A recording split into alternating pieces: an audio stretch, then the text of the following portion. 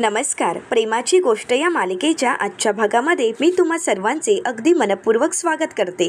आजच्या भागामध्ये आपल्याला पाहायला मिळतं सई आणि आदित्यची स्कूलची गडबड सुरू असते. तर मुक्ता ही सईला म्हणू लागते, सई स्कूलमध्ये मस्ती कमी करायची आणि होमवर्क पूर्ण करायचा, टिफिन संपवायचा. तर आता मुक्ता ही सागरला आदित्यच्या टिफिनची आठवण करून देते. तर आता सागर आदित्यला विचारतो, आदित्य झाली का तुझी तयारी? शाळेत नीट लक्ष द्यायचा, होमवर्क नीट करायचा. तर त्यानंतर आदित्यचा टिफिन देण्यासाठी सागर मात्र विसरलेला असतो. तर आता मुक्ता ही सागरला आठवण करून देते. तर सागर म्हणतो की हो, आणि टिफिन संपवायचा. आता टिफिन पाहून आदित्यला आश्चर्यच वाटतं आणि आदित्य विचारतो काय? तर सागर विचारतो, टिफिन घेतलायस का तू? तर आदित्य म्हणतो की नाही, मला टिफिन नको आहे, कारण मी नेहमी स्कूलच्या कॅन्टीनमध्येच खातो. तर सागर म्हणू लागतो, परंतु आज मी तुझ्यासाठी टिफिन बनवलं आहे. आता हे ऐकून आदित्यला आश्चर्य वाटतं आणि आदित्य विचारतो, तुम्ही बनवलं आहे? तर सागर म्हणतो की हो, पप्पांनी दिलेला डबा म्हणून तरी घेशील ना? तर आदित्य म्हणू लागतो, कशाला बनवलात तुम्ही? अहो, मी काहीतरी खाल्लं असतं ना बाहेरच. तर सागर म्हणतो, पण त्यात माझं प्रेम नसतं, माझी आठवणही आली नसती आणि चेहऱ्यावर आनंद तोही दिसला नसता. तर त्यानंतर आदित्य विचारतो की काय आहे डब्यात? आता मात्र सागरला विचार पडतो की काय सांगू. सागर विचारतो काय आहे? तर मुक्ताही खुणावूनच सागरला म्हणते की आलू पराठा. आता सागरच्या लक्षात येतं आणि सागर आदित्यला म्हणतो की आलू पराठा. आता मात्र आदित्य खूप खुश होतो आणि आदित्य खुश होत म्हणतो, माझा फेवरेट, मला खरंच खूप आलू पराठा खूप आवडतो. तर सागर म्हणतो, हो ना, मग तुम्हा दोघांनीही आता तो संपवायचा आहे. तर त्यानंतर कसा झाला हेही मला सांगायचं आहे. तर आदित्य म्हणतो, परंतु पप्पा, एवढी हार्ड रेसिपी तुम्हाला बनवता येते? तर सागर म्हणतो, मग काय झालं, मी कोळी आहे आणि आपण कोळी आहोत ना, मग कोळी असताना आपल्याला सगळं काही बनवायला येतं, कोळी कशातही मागे नसतात. आता आदित्य सागरला अजून काही प्रश्न विचारणारच त्या अगोदरच सागर आदित्यला म्हणतो, चला चला, स्कूलला उशीर होत आहे. असं म्हणत सागर आदित्यला आणि सईला स्कूलमध्ये घेऊन जात असतो. तर मुक्ताही मुलांना बाय करत असते. तर सागर मागे वळून मुक्ताला किस करतो. आता मात्र मुक्ता आश्चर्याने सागरकडे पाहू लागते आणि ती लाजू लागते. तर त्यानंतर सागर आणि मुलं तिथून निघून गेल्यानंतर मुक्ताही घरातल्या कामांची आवरावर करत असते. तर तेवढ्यातच तिथे सावणी येते आणि मुक्ताला विचारते, झालं का सुखी संसाराचं खोटं चित्र रंगून? झालं असेल तर आता माझं ऐक, किती नाटकं करतेस का तू? आता मात्र मुक्ता शांतच असते.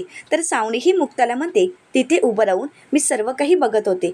आलू पराठे तू केले होतेस ना, आणि सागरने केलेत असं खोटं का सांगितलं तुम्ही आदित्यला? इतर वेळी तर खरं बोलण्याचे झेंडे मिरवत असतेस ना तू, मग आज काय झालं तुला खरं बोलायला? खोटं का बोलत होतीस तू? तर तेवढ्यातच तिथे इंद्राताई येतात आणि सावणीला म्हणतात, हो, मी पण बघत होते आणि मी पण ऐकलं. तू नाही ऐकलं का? तुझा पोरगा काय बोलत होता तो? रोज तो कॅन्टीनमध्ये खातो, मग तू आई म्हणून काय करतेस ग? तिने तरी तुझ्या मुलाचा डबा केला, आभार मान तिचे. तर आता सावणीला मात्र खूप राग येतो. सावणी म्हणू लागते, एक मिनिट, मला तिच्या किंवा तुमच्या कोणाच्याही मदतीची गरज नाही. आणि प्रश्न आदित्यच्या डब्याचा होता ना, मग आदित्यच्या डब्याचं काय करायचं होतं ते माझं मी बघितलं असतं ना. तसंही मी खोटं बोलत नाही. तर आता मुक्ताही सावणीला म्हणते, सावणी, आदित्यला खरंच सांगितलं असतं तर आदित्य डबा घेऊन गेलाच नसता. पावसाळ्याचे दिवस आहेत, लहान मुलांना पटकन इन्फेक्शन होऊ शकतं. तर सावणी म्हणते, एक मिनिट, माझ्या एका मुलीला तू माझ्यापासून हिरावून घेतलंयस ना, तिची काळजी घेतेस ना, मग बस झालं. आदित्य माझा मुलगा आहे. आदित्यला काय हवं काय नको ते माझं मी बघेन. आणि हे सगळं काही तू मुद्दाम करतेस ना. मला माहीत आहे तू हे सगळं काही का करत आहेस. मी आई म्हणून किती कमी आहे, मला मुलांची काळजी नाही, हेच तुला दाखवून द्यायचं आहे ना. आदित्यचा डबा करणे, आदित्यला माया लावणे आणि हे सगळं काही तू मुद्दाम करत आहेस हे मला चांगलंच माहीत आहे, कारण तुला माझ्यापासून आदित्यला हिरावून घ्यायचं आहे. परंतु हे कधीही शक्य होणार नाही. एक गोष्ट लक्षात ठेव, आदित्य फक्त माझा आहे. तर त्यानंतर मुक्ताही सावणीला म्हणते, सावणी, कितीही चांगलं वागायचा प्रयत्न केला तरी वाईट शोधून काढायचंच असतं ना तुम्हाला. हे एक वेगळंच टॅलेंट असतं आणि ते टॅलेंट तुमच्याकडे आहे. तर आता सावणी ही मुक्ताला म्हणते, असं जर नसेल तर खरंच चांगलं आहे, खरंच बरं आहे. परंतु एक गोष्ट लक्षात ठेव, मी पण या घरात राहते, म्हणजे तुझ्या मनासारखं होऊ देईन असं जरुरी नाही, हे मात्र लक्षात ठेव. आता सावणी ही मुक्ताला धमकी देत आहे हे पाहून इंद्राताईंना खूप राग आलेला असतो. परंतु आतापर्यंत शांत असलेली मुक्ता सावणीला प्रत्युत्तर करत म्हणते, हात खाली, आणि हे माझं घर आहे, तुम्ही आमच्या घरात राहतात आणि हो, आश्रित म्हणून राहतात. परंतु मी काहीच बोलत नाही, मी सगळं काही शांतपणे पाहत आहे. याचा अर्थ असा होत नाही की मला बोलता येत नाही. या घरात जर राहायचं असेल ना तर शिस्तीत राहायचं. यापुढे कोणतीही मनमानी आम्ही सहन करणार नाही. आता मुक्ताची ही धमकी ऐकून सावनीच्या मात्र पायाखालची जमीनच सरकते. तर आता इंद्राताईंना मात्र मुक्ताचं हे रूप पाहून खूप आनंद झालेला असतो. तर आता सावनी ही मनाशीच म्हणते, ही 1.5 दमडीची मुक्ता मला धमकावते. सावनीला माझ्याकडे पण एक शस्त्र आहे आदित्य नावाचं, आता बघ त्या शस्त्राचा मी कसा वापर करते, असं म्हणत सावनी ही रागानेच तिथून निघून जाते. परंतु इंद्राताईंना मुक्ताचा आता अभिमान वाटत असतो. इंद्राताई मुक्ताला म्हणतात, वा आता शोभलीस इंद्रा कोळीची खरी सून. आता मात्र मुक्ता खूप खुश होते. तर इंद्राताई मुक्ताचं कौतुक करतात. तर आता मुक्तालाही सावनीचा खूप राग आलेला असतो. तर आता सागर ऑफिसचं काम करत असतो. तर मुक्ता ही सागरसाठी कॉफी घेऊन येते. इंद्राताई आणि स्वाती यांच्या गप्पा चालू असतात. आता सावनी ही नाटक करत तिच्या बॅगा घेऊन ती निघालेली असते. आता मुक्ता पाहते, मुक्ताला पाहून धक्का बसतो. म्हणूनच मुक्ता ही सागरला सांगते. आता सागर मागे येऊन पाहतो तर सावनी ही बॅगा घेऊन निघालेली असते. इंद्राताई स्वाती यांनाही धक्का बसतो. सर्वजण सावनीकडे पाहू लागतात. तर सागर सावनीला विचारतो की हे काय नवीन. तर सावनी ही सागरला म्हणते, नवीन नाही, मी आदित्यला घेऊन माझी दुसरीकडे राहण्याची सोय केली आहे. मी शिफ्ट होत आहे कारण माझ्या मुलाला सांभाळण्यासाठी मी समर्थ आहे. त्यासाठी तुमच्या मदतीची मला गरज नाही. तर आता इंद्राताई सागरला विचारतात, सागर आता हिचं नवीन नाटक काय आहे? रोजच हिची नवीन नाटकं असतात का रे? तर तेवढ्यातच सागरा सावनीला विचारतो, 1 मिनिट, तू कुठे घेऊन जाणार आहेस आदित्यला? तर सावनी म्हणते, इथे जवळच LB नावाची चाळ आहे, तिथेच मी माझी सोय केली आहे. तिथे एक रूम खाली होती, मग मी रेंटवर बघितली आहे. हे माझ्या फ्रेंड्सनेच मला सजेस्ट केलं आहे.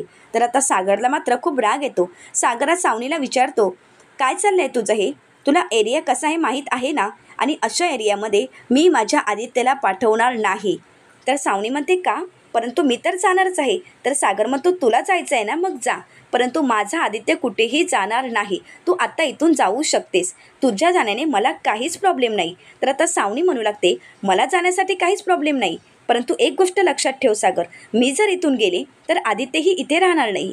तोही येईल माझ्या मागे मागे चाळीत. आता हे सर्व काही आदित्य ऐकत असतो. आदित्यला खूप वाईट वाटत असतं. तर सावनी म्हणू लागते, चालेल ना सागर, तुझ्या मुलाला चाळीत घेऊन गेलेलं. आता मात्र सागरला खूप वाईट वाटतं. आपला मुलगा आपल्याला सोडून चाळीत जाऊन राहणार ही गोष्ट सागरला पटत नसते. आणि म्हणूनच सागरा सावनीला म्हणतो, इथेच राहा, इथून कुठेही जायचं नाही. तर सावनी ही सागरला म्हणते, नाही नाही, घाई नाही आहे, अरे तू निर्णय घेऊ शकतोस, तुझ्याजवळ खूप वेळ आहे. तर सागर म्हणतो, सांगितलं ना एकदा इथेच राहा म्हणून, इथेच थांबायचं. तर सावनी ही सागरला मुद्दामून पुन्हा विचारते, काय?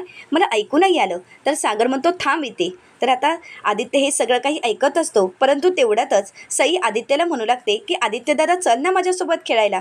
असं म्हणत सई आदित्यला खेळायला घेऊन जाते.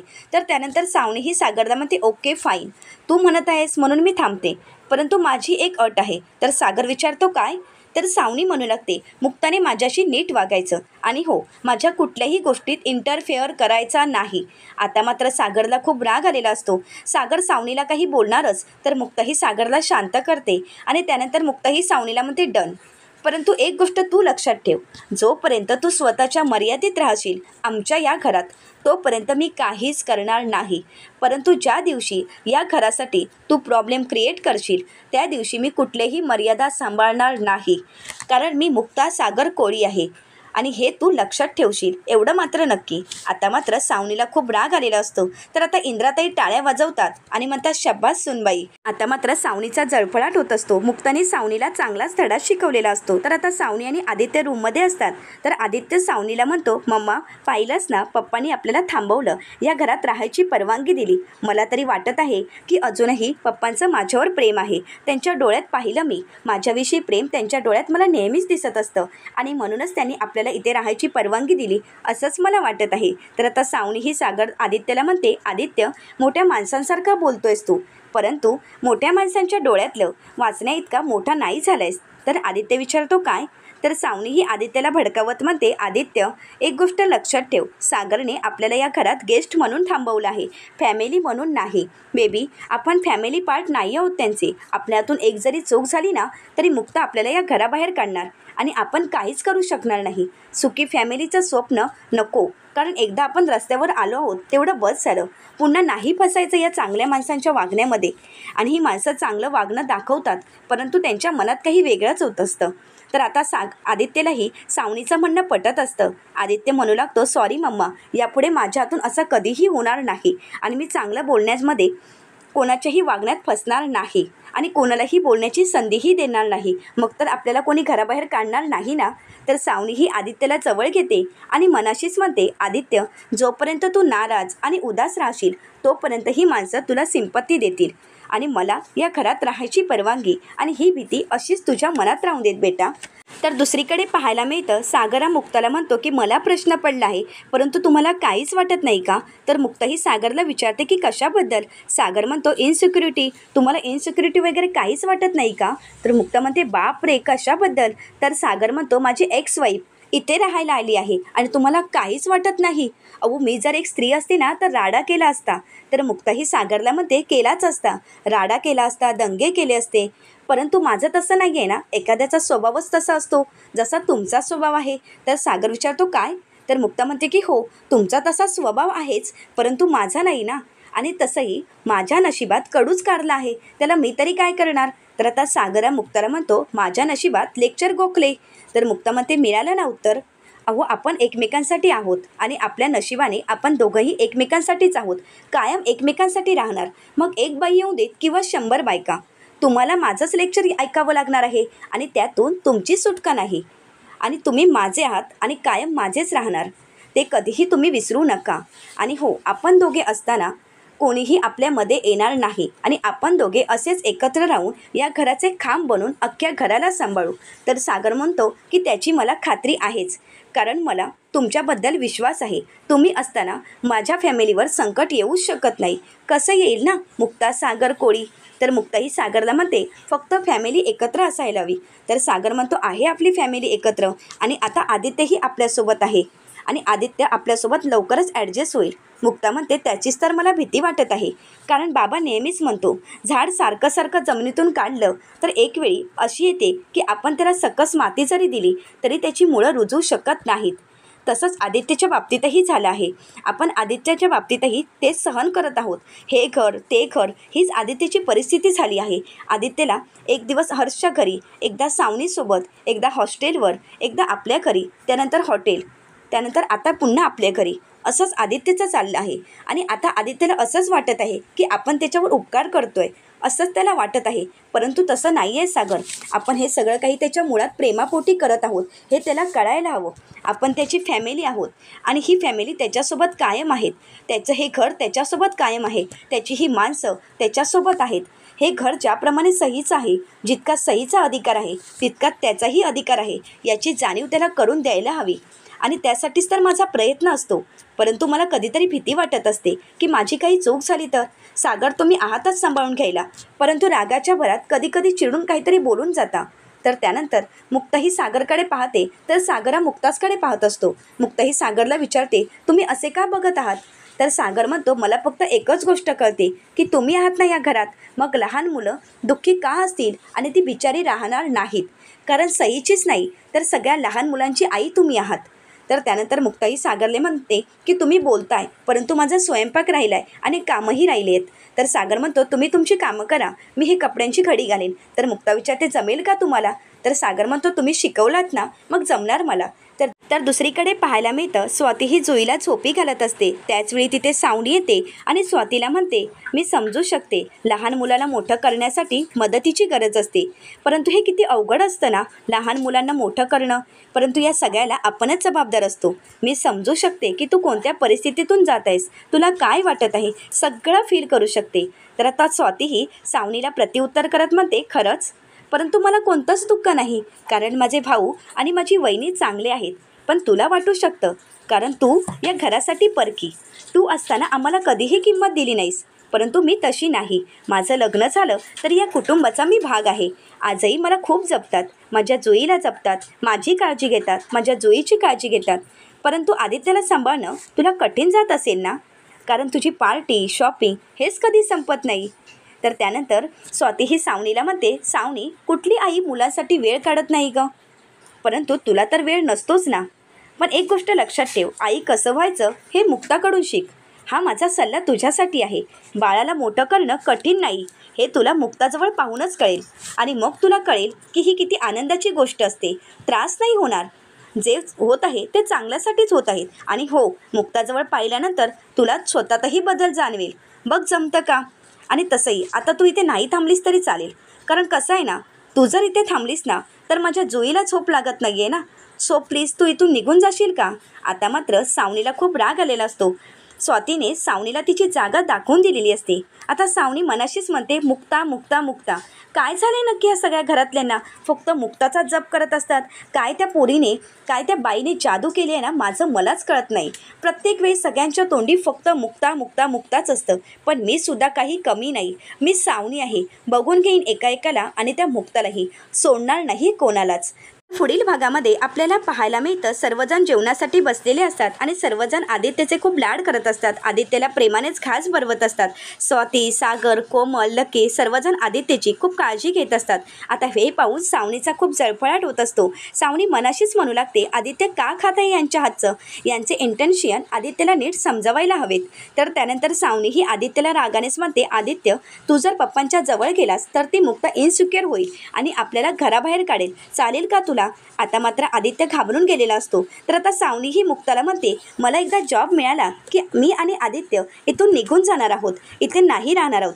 तर मुक्ता ही सावनीला म्हणते, तुम्हाला जर जॉब मिळाला तर खरंच खूप छान आहे, कारण स्वतःला कुठल्या तरी कामामध्ये बुडवून टाका, म्हणजे कसं आहे ना, तुमच्या मनात हे जे काही निगेटिव्ह विचार आहेत ते तरी येणार नाहीत. आता मात्र सावनीला मुक्ताचा खूप राग आलेला असतो. तर दुसरीकडे आदित्य मुक्तासमोर हात जोडत म्हणतो, मला घराबाहेर काढू नका, कारण माझ्या पप्पांपासून मला दूर करू नका प्लीज. आदित्य खूप रडत असतो आणि मुक्ताला गयावया करून सांगत असतो. आता मात्र मुक्ताला खूप वाईट वाटतं. आता मुक्ता ही आदित्यला जवळ घेत म्हणते, ए राजा तू असं का बोलत आहेस. तर आता आदित्यच्या बाबतीत मुक्ता कोणता निर्णय घेईल हे पाहणं अतिशय रंजक ठरणार आहे. त्यासाठी चॅनलला नक्कीच सबस्क्राईब करा. आजचा व्हिडिओ तुम्हाला कसा वाटला हे कमेंट करून नक्कीच कळवा.